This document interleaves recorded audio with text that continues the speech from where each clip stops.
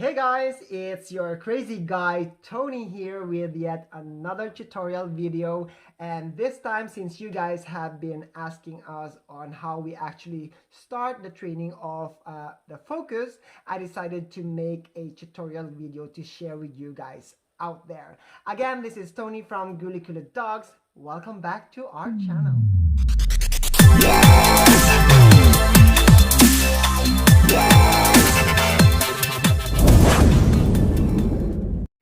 So guys, what is actually focus training?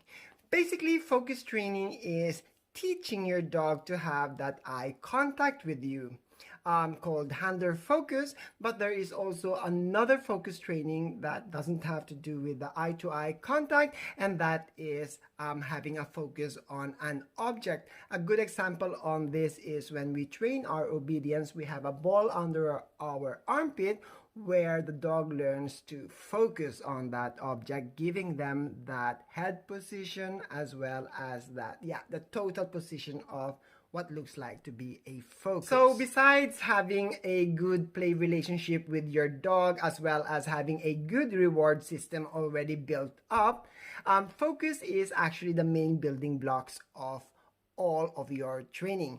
That be doing basic obedience, advanced obedience, or simply just learning your dog a new trick, you will need to have the dog's focus. Now, in my opinion, the stronger and better the focus is, the faster the dog is actually able to learn. This is because the dog is not easily distracted by its surrounding. Now, focus is actually all about that first step of communication. It's like when you tell your dog, "Hey Ukami, what's up?" and you want the dog to reply, "Where's my ball? What do I have to do? What's up with that?" Focus, or as I like to call it, teaching your dog advanced begging behavior, because that's basically what it is about. Teaching your dog to beg for a potential reward. Now, like many other exercises, it is built on the learning phase as well as moving on to the proving phase, and then moving further to the generalization phase before working with maintenance. Once your dog has that skill that you have taught, it will be all about maintenance work. It is very important for you guys to know that proofing and maintenance go actually hand to hand. They are married to one another. When it comes to proofing and maintenance work, it will be all about your ability to be creative, your ability to motivate, and the ability to be precise on that reward, which is what the dog is working for. So how do I actually start my focus training? Well, the very first thing I will do is wake my dog's engagement through play. Now, at this point, I'm trying to actually figure out whether my dog is leaning towards food drive or ball drive, and from there I cultivate whatever it is they want as a reward. Now, it is very important that you always work with your dog for something that they want. So I love using both treats as well as balls. My actually go-to comfort reward is that heavily tug game or play with my dog. Now, the reason for this is that, for one, it allows a lot of tension release when we do tugs, and also because I do a lot of ball control with like say my dogs, it allows me to control that reward and then working mode in great balance. Always take the time to get to know that dog in front of you, as focus is built on trust. Now, why I say trust is because we want to teach the dog 100% focus on us, not to be easily distracted by their surroundings. So it is vital for them to be reassured that you got their surroundings under control at all times. It's like telling your dog, like, "Hey, let's just work. I got your back. I got the rest of the shit under control.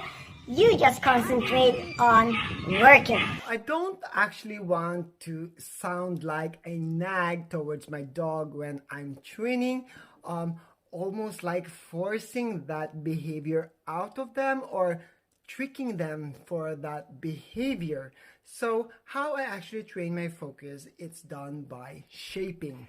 I want my dog to make an effort without much help from me. So yes, shaping do take some time and it acquires a lot of patience from us as a handler, us as a trainer. However, I do believe that dogs that are shaped have a stronger and more reliable learning. Now, a helping nudge from time to time is, of course, necessary. It will come to that point where you actually will need to help your dog, and that's totally fine. However, I try to maintain the training where it's all about them doing the work instead of me being a nag for the work. I do believe that the main reason why my dog is heavily invested in me is, of course, for one, I give good playtime. Two, I give great rewards. But three, I allow them to work things out by themselves. And that is the power of shaping. Now, I want to remind those people watching this video that during learning phase, there really is no room for corrections. So if you are correcting your dog during this phase, you really need to look into your training methods. I know that that was a long introduction about focus. However, I really felt the need to tell those information, enable for you guys to understand how my head spins, functions. Yeah. But anyways, let's get on with the training. Introducing Ajax, one of the newest dog in the neighborhood. Now, Ajax will be our demo dog for this tutorial video. He is a 16-month-old mixed breed of Golden Retriever and Border Collie. Most of his lifespan has been spent doing whatever he wants. So this is the first time he is actually going to have a structured training with me. So start off by finding an isolated place to train in the house, a place where you won't have to compete that much for the dog's attention. Tease your dog to follow you with whatever reward you are using and manipulate them to be in front of you. Now, without using any commands, we start the waiting game of getting that eye-to-eye contact. So for every time he focuses on me, I throw away the treat. I throw away the treat just to get him out of the stationary position, as Ajax is an active dog and wants to be moving around.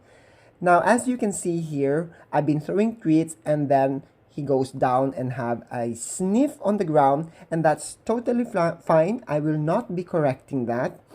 But instead of throwing next time he gives me an eye-to-eye contact, I will then directly feed him from my hand.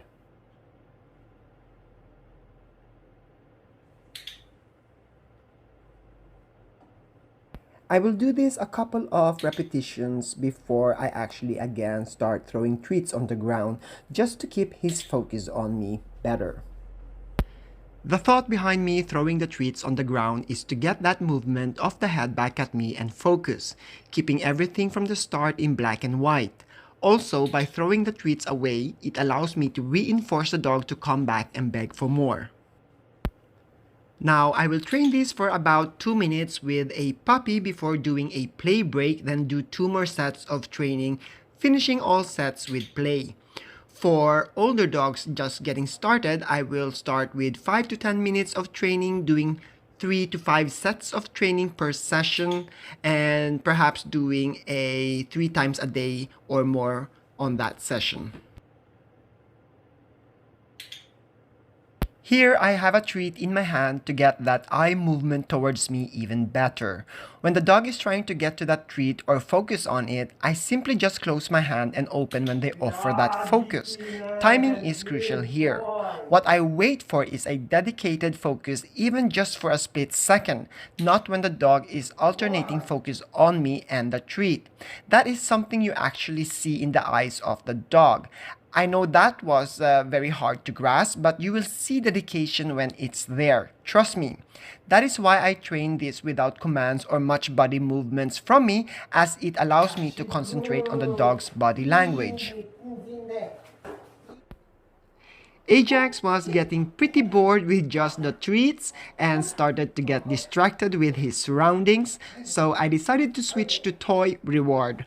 However, because he was more into catching and spitting out, I had to do some play work before proceeding with the training and try to get us to that sweet spot of tug play. So here you can see me working that catch into tug.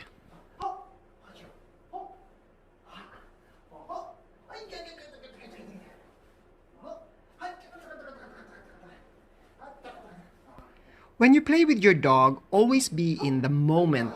Don't just play to play, be genuine about it. This has actually a positive impact both on you and your dogs. Now that I build up the play and given him a break, I proceed the training by using the toy as a focused distraction. The same thing we did with the treats. Since Ajax was not responding, I activate myself by being playful to get his attention back into training mode and go to play reward the second he focuses on me. Now Ajax is really wanting that toy again. Here you'll see that he tries to figure out the releaser for the reward. Again, we maintain criteria and wait for a dedicated focus from him before rewarding him.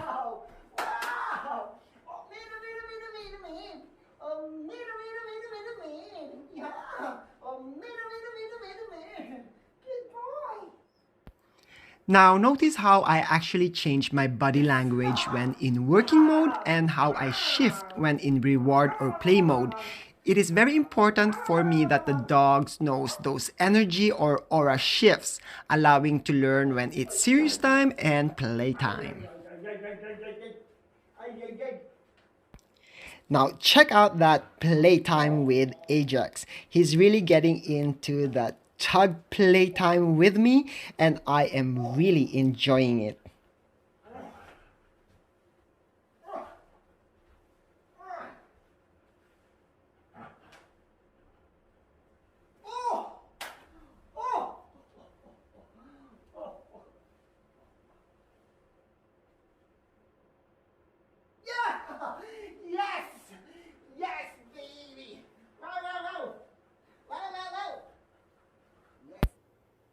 You might have noticed that from the beginning, most of the training was done being in an eye-to-eye level with the dog, before I now transition to standing. By teaching focus with your dog in front of you, you reinforce eye-to-eye contact when the time comes where you are working your dog from a distance.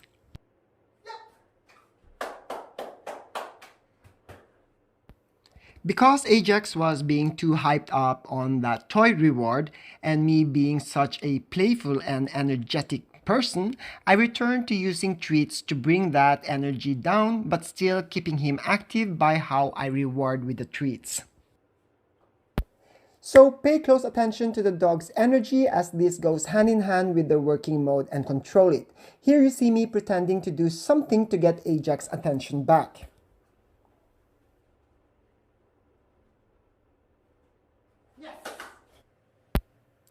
Now that we have done some eye-to-eye focus training, I will now work him to offer that focus without me looking at him.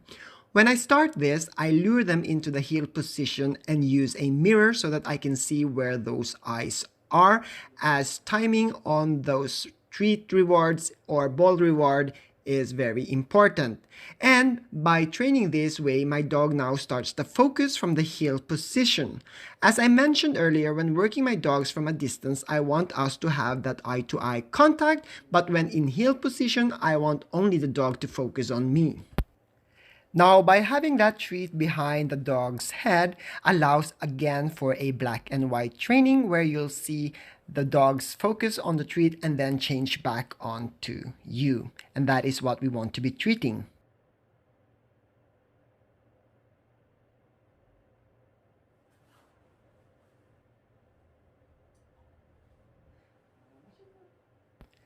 I added the plank into our training to stop him from moving in front of me as Ajax wanted to have that eye-to-eye contact.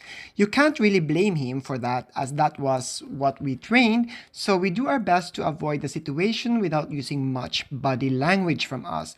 Also, this way I get better heel position even though it's not part of the training.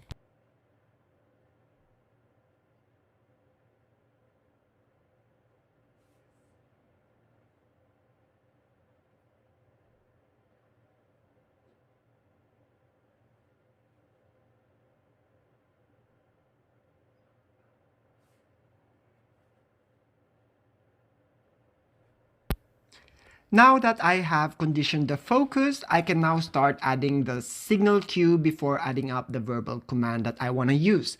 As signal cues will always be stronger than your vocal commands, we do lots of body languages and gestures with them without actually thinking of it. So they learn pretty fast to read our body language. Be conscious on how you use your body as well as how the dog uses theirs.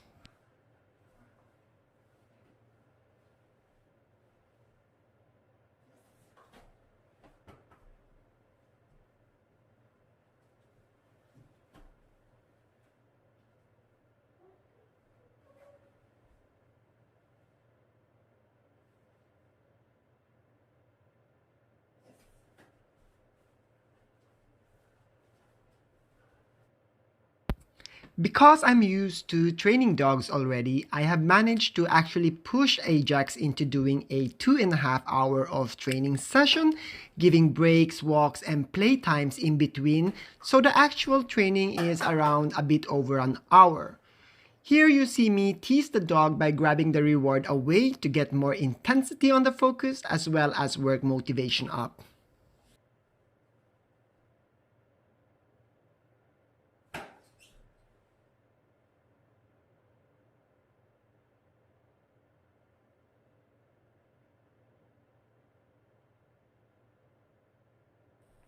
Oops, I forgot to squeeze in, guys. If you love our video, if you like our video, do drop us a comment. Do also follow us, subscribe to our channel, help us grow, will be greatly appreciated.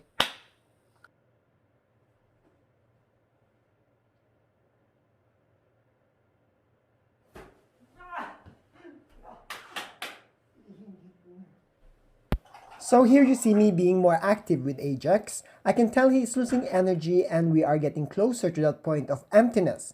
So I squeeze out a few more seconds out of him before ending the training. Now again, pay close attention to how I use myself and check out that focus on that dog. Amazing.